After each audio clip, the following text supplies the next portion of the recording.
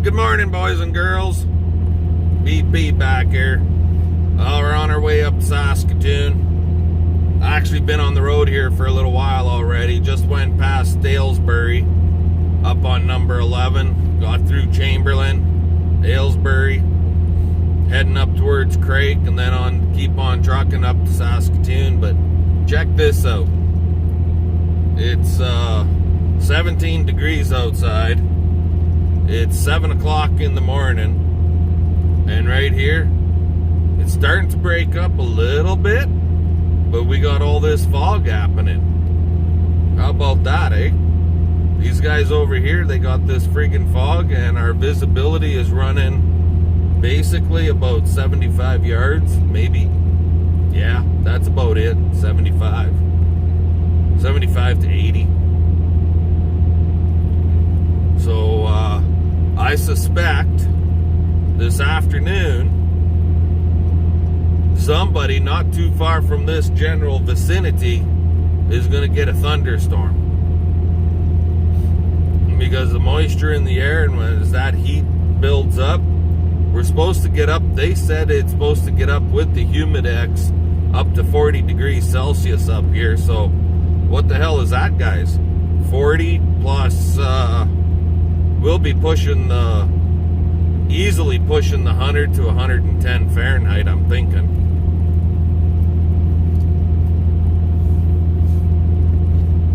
So yeah, I just thought I'd bring you in and show you the fog pattern that's happening up here.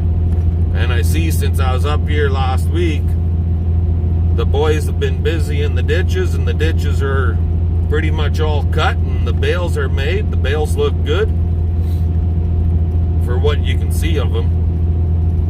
I know you guys aren't seeing much with the fog, but yeah, the bales are made.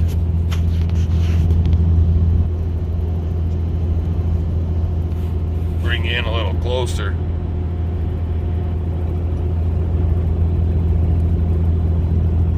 There's one.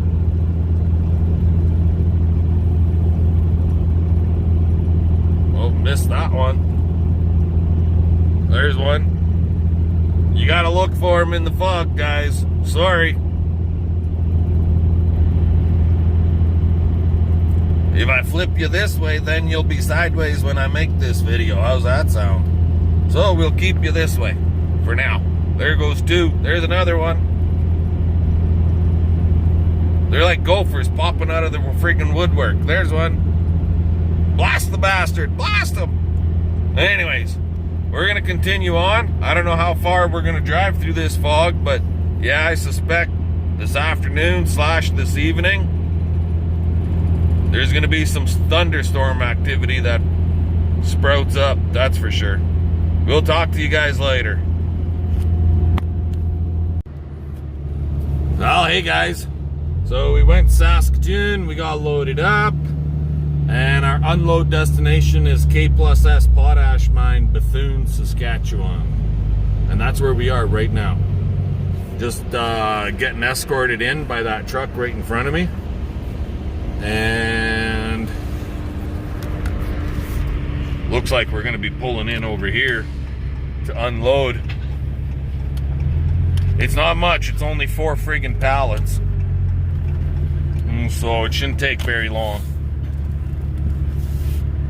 Just pull up straight and you're good. Pull up straight and I'm good. That's what she said. Get it straight and I'll be good. Okay. Can't take you with me for the unload, so I gotta leave you in the truck. So we'll let you go and we'll come back later. Well, that was short and sweet and quick. All unloaded. Man, she's a warm one. 30 degrees right now, and we haven't hit the hottest point of the day yet. And it is 10 after 12. Getting the heck out of here for now. I've had enough of this place already. Nobody's doing too much in this heat. Nobody's used to it up in this country. Maybe we are friggin' igloo friggin' bearing snowmen type guys.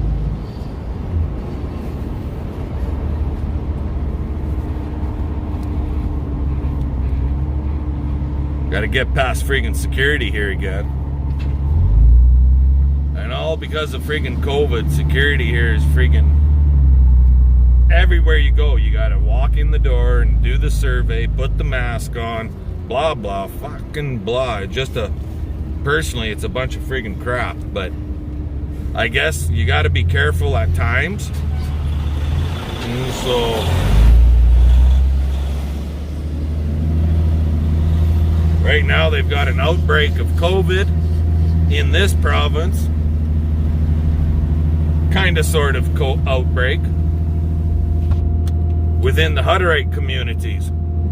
That's our biggest problem right now with the COVID stuff. It's all via the Hutterite community. But I'm not sure what we're going to do for the rest of the afternoon, if I should go cutting this heat or if I should just wait until evening and let things cool down. They're calling for a risk of a thunderstorm for later on this afternoon, early evening. And you know, with this heat and that fog we had this morning, and there was a early, like 2:30, 3 o'clock in the morning, Regina had a quick little shot of rain. I never, but Regina did. So that could cause, that humidity that's going on right now could cause a thunderstorm here for this afternoon for sure.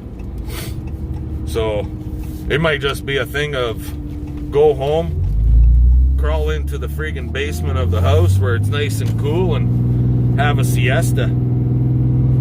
Anyway, guys, I'm on my way home, so we'll talk to you and figure out what we're gonna do next later on. Alrighty, guys, well, we're home. Made all our deliveries, so on and so forth. So, see this guy right here? Evergear Automotive Performance. I don't know, I've never used this stuff before, but here's the deal. This is an LED 7-inch dual row light bar. How's that sound? And on little red, see our lights here? See how that's all busted out? And this one's broken. The bulb inside is broken. This one, well, that whole thing is broken. So to get these, neither of these lights work. And that's a real pain in the ass. The wife says she has lots of trouble trying to see where the hell she's going in the dark. So, the idea here is to mount that light bar right on here. Or I could maybe put I'm going to weld like a bracket on the bottom side, some angle iron, that I can maybe bolt it so it hangs down. Or we'll put it on the top. Either, I guess.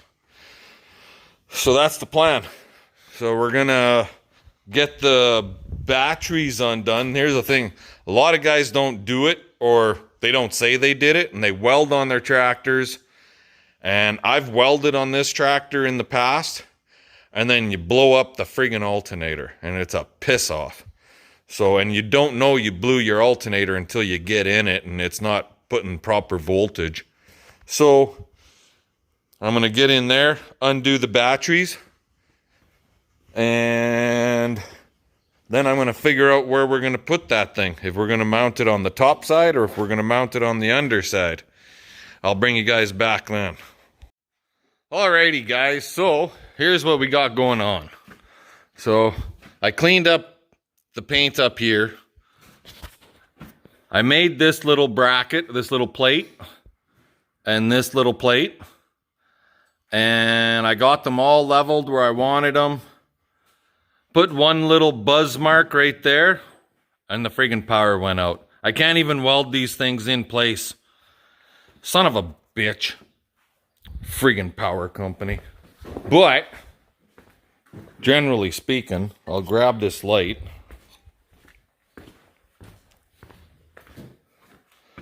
And there.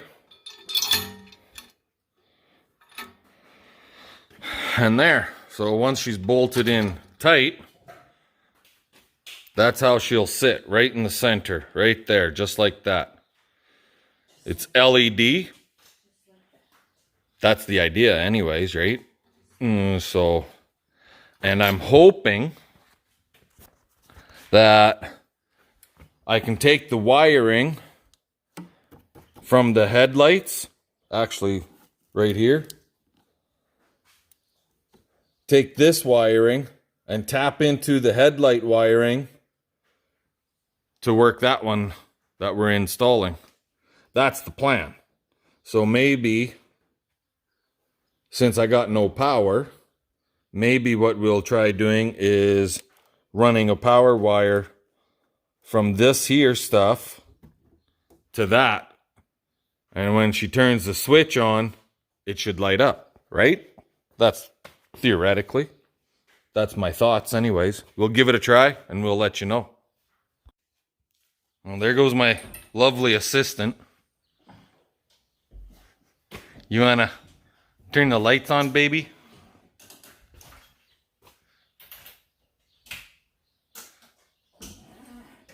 Click your button on dims. So she's got all the lights on, the dims are on, and we have nothing. Hit your brights, babe. Whoa! Check it out. Oh my gosh, that's actually pretty goddamn bright when you look right at it. Here. Look at the tarp, guys. Dim. Bright. It does make a difference.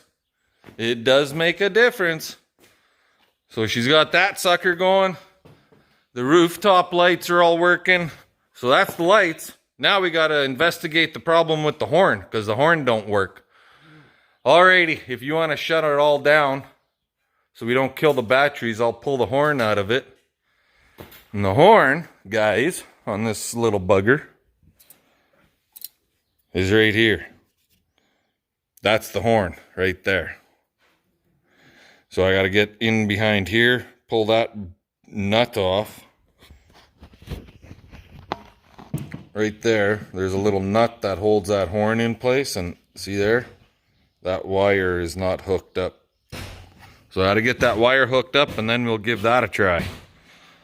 Back in a bit. What? Why didn't I cover the grill? I have faith in you. You could get it off if you really want to.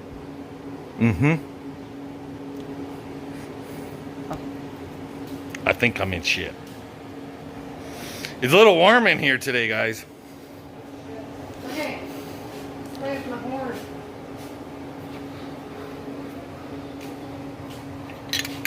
Look out. Or are you going to wear it?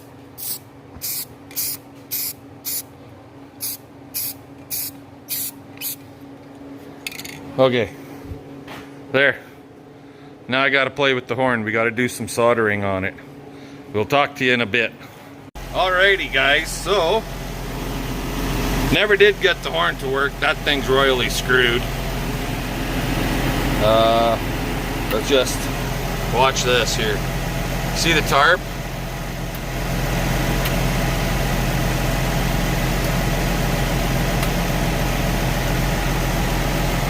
Notice the difference?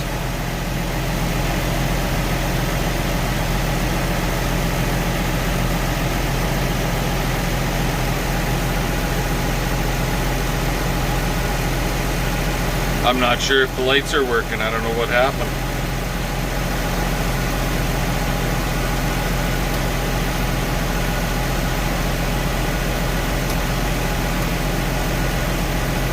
She's not clicking. I think I blew a fuse. Yep, the lights are not working. I think I'm gonna have to put a bigger fuse in there to run that light, because I think I just blew a fuse when I turned it on. I got the top lights on, but not the headlamps.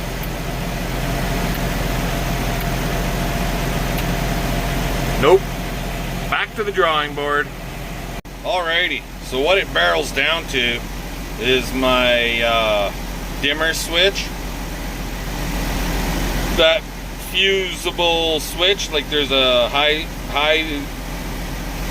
beam switch and a low beam switch, or a fuse I should say, and the low beam ain't friggin' working. But if you look out there, you can see the back wall. That's low beam or off on the high beams, which shuts the headlights off,